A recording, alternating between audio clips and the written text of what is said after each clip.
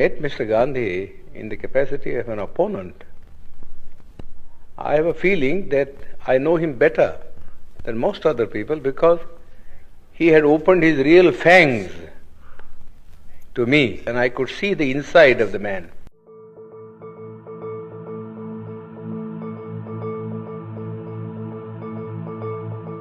While others who generally went there as devotees saw nothing of him except the external appearance which he had put up as a Mahatma.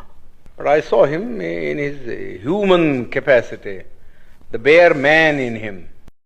You don't feel then that he fundamentally changed the aspect of Not at all, not at all. In fact, he was all the time double dealing. He conducted two papers, one in English, the Harijan, and before that, Young India. And in Gujarati, he conducted another paper, you see, which is called the Deen Bandhu or something like that. Now, if you read the two papers, you will see how Mr. Gandhi was deceiving the people. In the English paper, he posed himself as an opponent of the caste system and of untouchability, and that he was a Democrat. But if you read his Gujarati magazine, you will see him a most orthodox man. He has been supporting the caste system, the Varnashram Dharma, and all the orthodox dogmas, you see, which have kept India down all through ages. In fact, somebody ought to write Mr. Gandhi's biography by making a comparative study of the statements made by Mr. Gandhi in his Harijan and the statements made by Mr. Gandhi in this Gujarati paper. The Western world only reads the English paper, where Mr. Gandhi, in order to keep himself in the esteem of the Western people who believe in democracy, was advocating democratic ideals. But you got to see also what he actually taught to the people in his vernacular paper. Nobody seems to have made any reference. All the biographies that have been written of him are based upon his Harijan and the Young India, but not upon the Gujarati writings of Mr. Gandhi. We have been carrying on with untouchability for the last 2000 years. Nobody has bothered about it. Nobody has bothered about it. Yes, there are some disabilities which are very harmful. For instance, people can't take water, and people can't have land to cultivate and earn their livelihood. But the other things which are far more important, you see, namely that they should have the same status in the country and that they should have the opportunity to hold high offices so that not only their dignity will rise, but also they will get what I call strategic positions from which they could protect their own people. Mr. Gandhi was totally opposed. Totally opposed.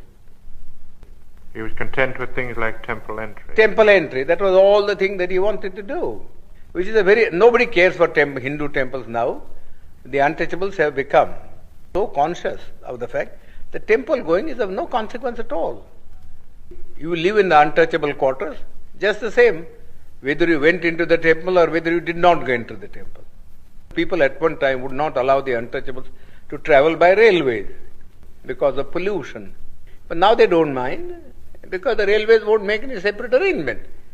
But because they travel together in the train, it doesn't follow that their life in the villages vis-a-vis the Hindus has in any sense changed. Whenever the Hindu and the untouchable alights at a railway train, you see, they assume their old robes. I do not know how suddenly Mr. Attlee agreed to give independence. That's a matter of secret which Mr. Attlee one day, I think, will disclose in his autobiography. Nobody ever expected. It is such a sudden change of front. Nobody ever expected. It seems to me, from the analysis that I make about it, there are two things which I think led to the Labour Party to take this decision. One is the national army that was raised by Subhash Chandra Bose. The British had been ruling this country in the firm belief that whatever may happen, you see, in this country, and whatever the politician may do, they will never be able to change the loyalty of the soldier. That was the one prop on which they were carrying on their administration. Now that thing was completely dashed to pieces when they found that even the soldier was being seduced and to form a party or a battalion to blow off the British. Then I think the British came to the conclusion that if they were to rule India, the only basis on which they could rule was the maintenance of the British Army, going back to the year 1857, when the Indian soldier rebelled against the East India Company.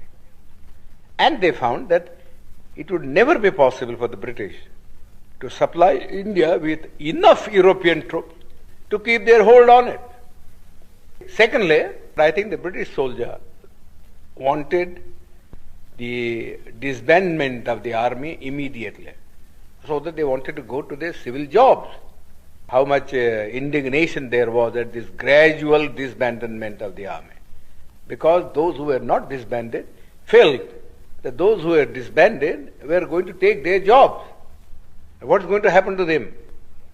Therefore, they could not think of having enough of a British army to keep India down. You see, and besides, they had thought, I think, thirdly, that after all, what they gained from India was commerce, and not so much the civil servant salary or the army income. They were small things, and they had better be sacrificed for the sake of keeping something which was much more profitable, namely trade and commerce. Because whether India remained independent or India accepted dominion status or something lesser than that, the trade and commerce would go on just the same.